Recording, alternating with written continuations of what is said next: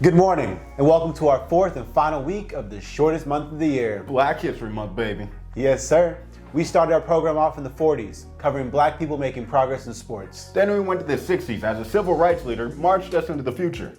Then we went into the 80s and 90s with the hip-hop revolution. And now we have a multifaceted social justice movement that encapsulates all the previous movements of the past.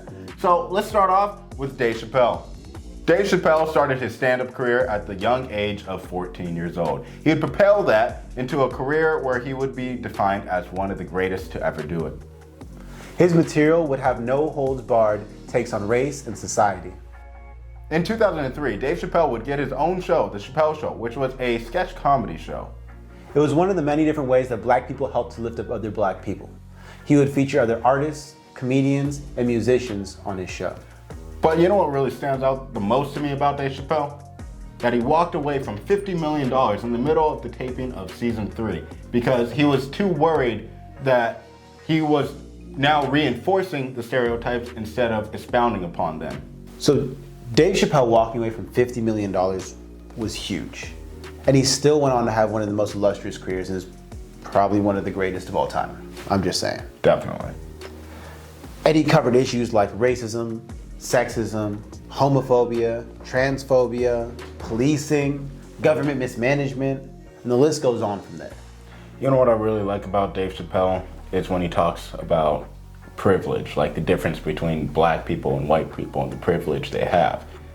I mean, it's a topic that we talk about a lot too. Is protest means privilege. Exactly, how different movements are able to make more progress because of the color of their skin. Exactly, like the women's rights movement or the current LGBTQ movement, which is also why it's important that one thing Dave Chappelle preaches is empathy, having empathy toward each other and towards other movements so we can all uplift each other. Exactly. Speaking of uplifting movements, remember in 2008, Change and Hope? Yes, Mr. we can. Barack Obama, damn right. Obama is one of the most educated presidents we've ever had. But he's black! Obama was born on August 4th, 1961 in Hawaii. And he, like me, is mixed. His mom is from Kansas and his dad is from Kenya. So he graduated Columbia University in 1983 with a political science major, and after that he would accept a job offer as a community organizer on the south side of Chicago, which, as we know, is a heavily black neighborhood. So after graduating, he became a civil rights attorney and an academic, teaching constitutional law at the University of Chicago Law from 1992 to 2004. And in 2005, he became the senator of Illinois to 2008 when he ran for president. And as we know, change and hope finally came to America when we elected our first black president. Yes, we can. Yes, we did. A lot of the time people look at the negative in Obama's legacy. But part of that is because, one, he was in the age of social media. We need to focus on some of his accomplishments, especially in the black community. Definitely. For example, the poverty rate fell by 3.5 million people and had the largest drop since 1968, with large improvements for the African American communities, Hispanic Americans, and for children as well. You know what really drives me crazy about Obama and What? the credit he never receives is he gave us healthcare. Like, the Affordable Care Act was so big in our country and it insured so many people who needed it. You know what? No system is perfect, but what should happen is you improve upon it. He built a foundation. What more do you want? Teenage pregnancy was also one of the things that fell to one of the lowest rates historically. Black people had the longest life expectancy in history in his era. But let's not talk about it. Yeah, he didn't do nothing for us, that's right. One area Obama does not get enough credit for is criminal justice. Black imprisonment was at an all-time low since the 80s and 90s when he was in office.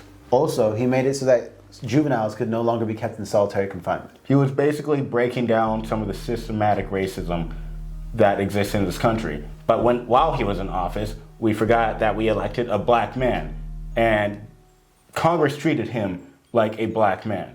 He faced a lot of racism in office. There was a life-size likeness of him that was found hanging in a tree at the University of Kentucky. One way Obama faced racism in office was the whole birthing scandal, because Republicans kept saying he was born in Kenya. And even after he showed his birth certificate, people, well, that can't be real. Well, one of the biggest white supremacists the president after him, Donald.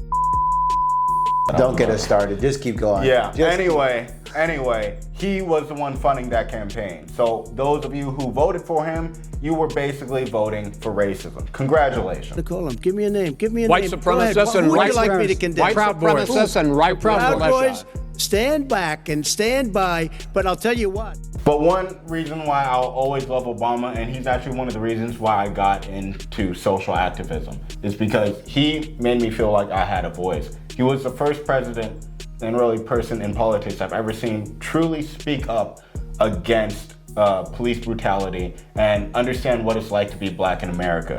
When Trayvon Martin was first shot, I said that this could have been my son. Another way of saying that is Trayvon Martin could have been me 35 years ago.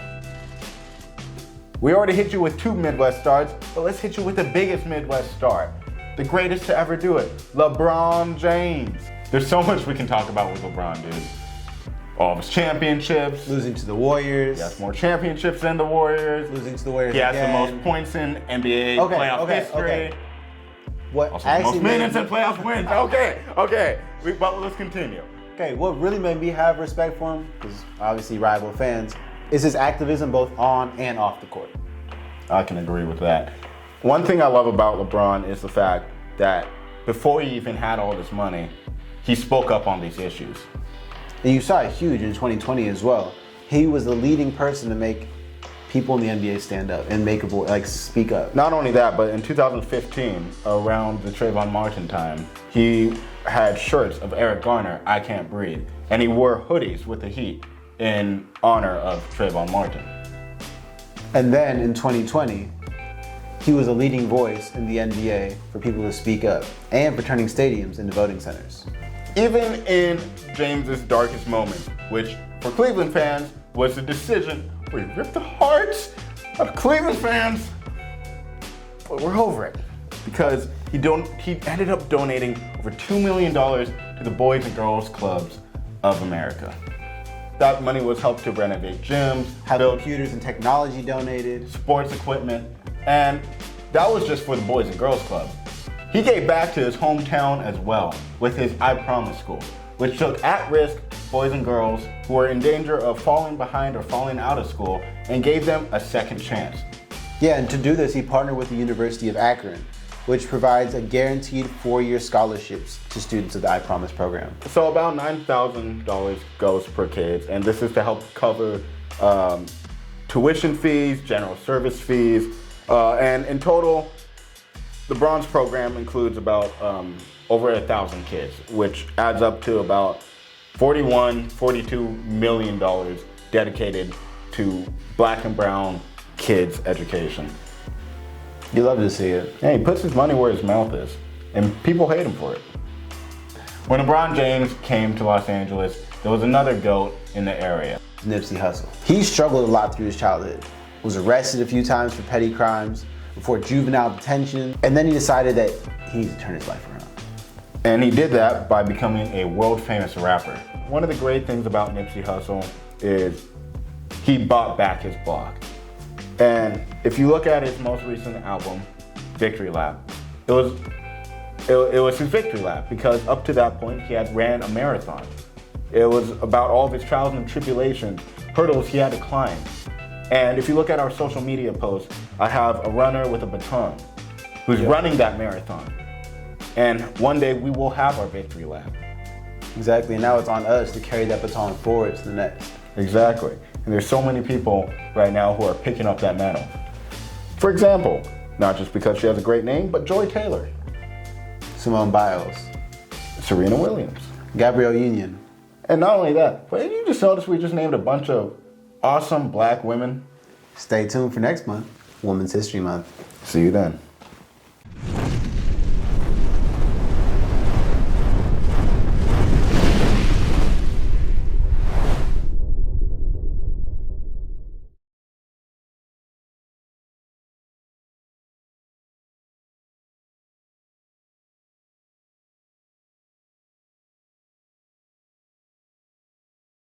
Keep going.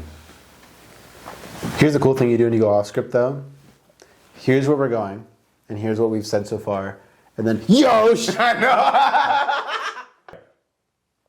Dave Chappelle after walk. Don't look at me. Look at me.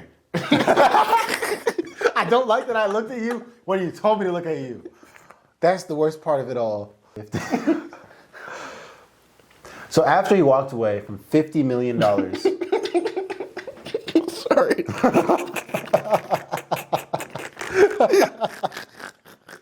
Okay. I don't know why. I just started giggling.